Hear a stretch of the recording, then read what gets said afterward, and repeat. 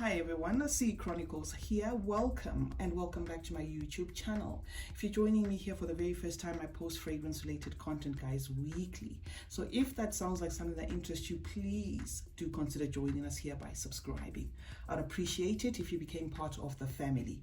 To those who are returning, thank you so much, guys, for the continued support. So today I have Middle Eastern fragrances with zero Middle Eastern vibes. These are Middle Eastern fragrances, guys, that are Western leaning. There is nothing in these fragrances that's going to go oudi, too spicy, or anything of that sort. Number one is going to be Ajmal Evoke Gold. This juice is a spicy, fruity floral. It has raspberry and blackcurrant as well as bergamot. A little bit of some tuberose there in the mix and ylang ylang. Now, long story short, Ajmal Evoke Gold kind of reminds me of a mix of YSL's Lib together with CH Good Girl. So if you love those fragrances, you're most likely going to love this particular one. But do remember that there is a berry here that's going to give you like a fruity thing and wafts of jasmine and lavender. So that's the first one for you guys, Ajmal Evoke Gold. The second fragrance, guys, is going to be from Armaf, and this is Armaf Otzi Om. Now, in as much as it says Om to suggest that this fragrance is for men, I do get a juice that can be worn by women as well. This is a lavender, iris, and violet fragrance with the pear there. It has quite a confusing opening, if I might say. That aromatic medicinal marshmallow and pear mixes there, kind of giving it a screechy opening. However, this mishmashed opening settles, I would say, in the 20-minute mark to give you a powdery, soapy scent with like a camphorous lavender and dusty vetiver. This fragrance is inspired by Dior Homme Intense. So if you're looking for a dupe of Dior Homme Intense, you're going to get it from here. Zero Middle Eastern vibes, absolutely Western leaning. On our number two is Armaf Otzi Om. Third on the lineup is a fragrance that is rarely talked about, guys. Swiss Arabian Shahaf Women. Okay, so this one's going to be for women. This fragrance is a delicate fragrance. The juice in itself interprets everything as soft. I get a soft, uplifting, calming peony from this fragrance, as well as some fruits there. So it's definitely summery with a touch of lactonic praliness there. You're going to feel something that is slightly milky, but not overboard. So if you're not into lactonic fragrances, I wouldn't say, don't buy this fragrance. I'm just saying it kind of has that praline there, adding into the mix, but not doing the most. So I absolutely love this fragrance, especially for summer, guys. It's a beautiful feminine scent. Shahaf Women on our number three. Fourth on our lineup, guys, is going to be Ard Al Zafran's Heba. This fragrance, guys, as you can see the dent, I wore this fragrance a lot. I just left a little bit there, for me to be able to maybe refer to it from time to time in my videos.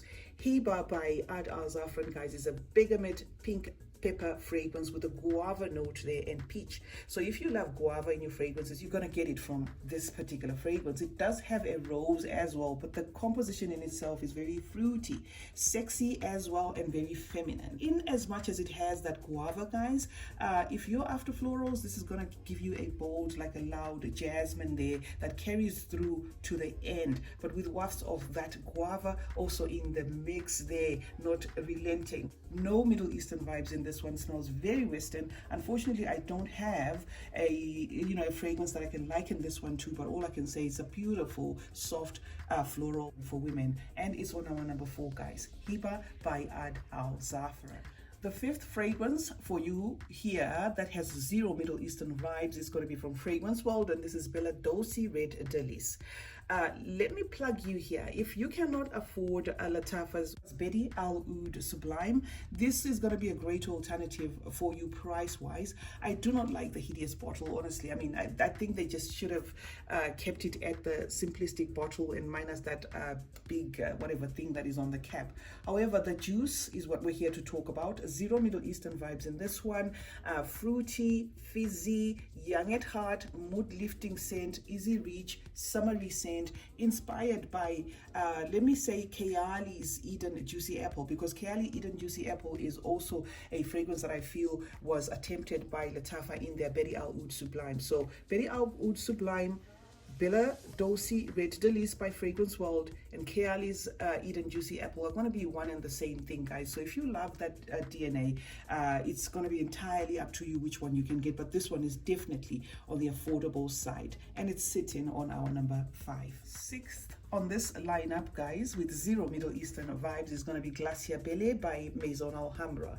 Now, what can I add to this fragrance, guys? The bottle is a telltale sign that it is inspired by Jean-Paul Gaultier's Label, the Intense version, right? So there is nothing really to say much except for the fact that the performance here is what I kind of have a problem with. It's not a great performer.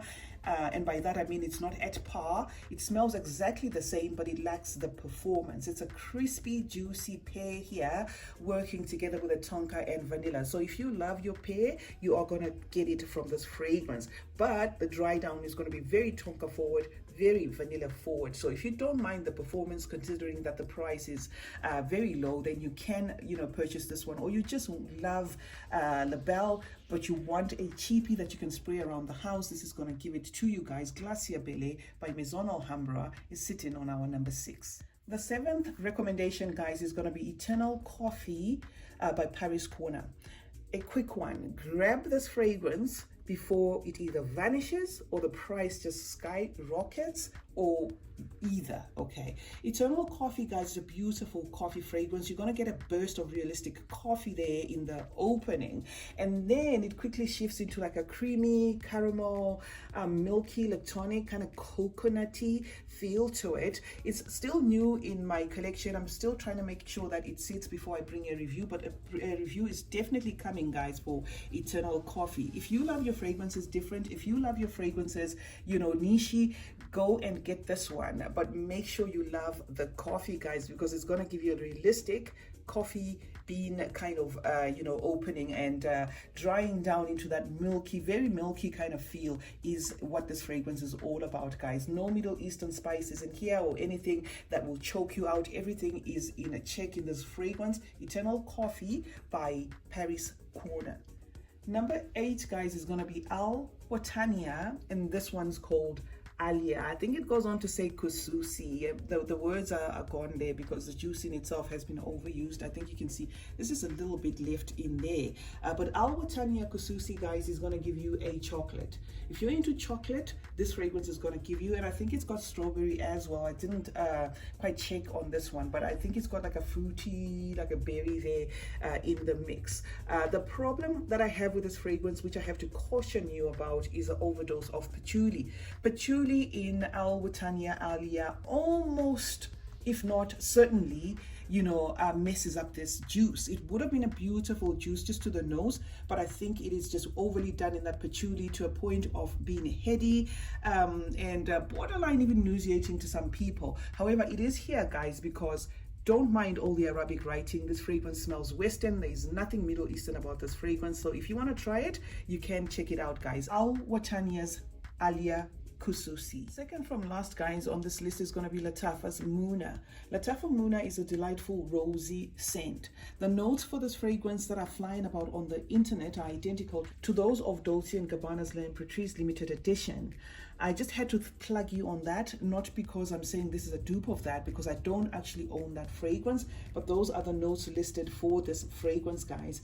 What I smell from it is a fruity floral that is woodsy, a touch of freshness there, but a lot of rose. The rose in here is not a dated rose, so it is a rose that is, I'd say, a nice, sweet, playful rose. While I was reviewing this fragrance, and I'm going to put the full review of it in the description, a subscriber did say that what I was explaining, you know, reminded them of Cacherols Amour. So maybe that is another thing to consider, that it could be a Cacherols Amour dupe, but I'm not 100% sure. However, I listed it here because it is not Middle Eastern leaning, despite the Middle Eastern writing. It doesn't have those spices that can be off-putting, and it doesn't contain oud. It's sitting on our number 9, guys, and it's Lattafa Muna. Number 10, guys, is Choco Mask. I just had to throw this one in. Why? Because a lot of you guys always ask me which is the best fragrance to use to layer any fragrance.